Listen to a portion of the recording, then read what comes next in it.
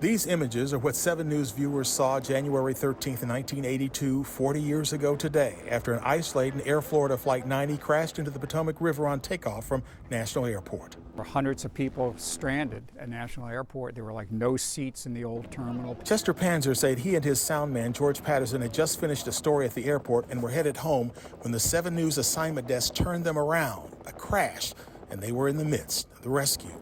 5 people managed to get out of the plane underwater. Priscilla Tirado is left on the ice, and she's flailing around trying to swim. Must be an obvious shock. You could smell jet fuel all over the place. And when she's in open water, she lost her grip on the life ring, and she's now out there all by herself.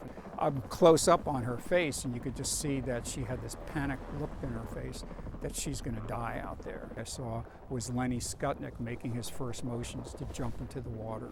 So I get him jumping in. He swims out to Priscilla Tirado and grabs her. The image of an average guy, government worker, passing by, hero, touched everybody.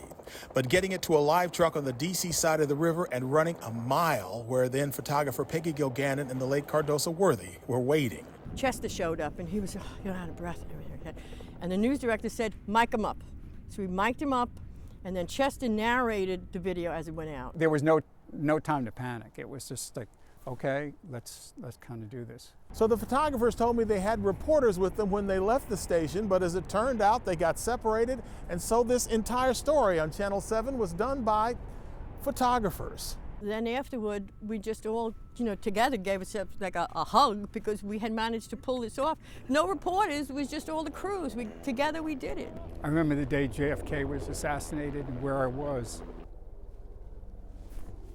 Air Florida, similar situation for Washingtonians. Sam Ford, 7 News.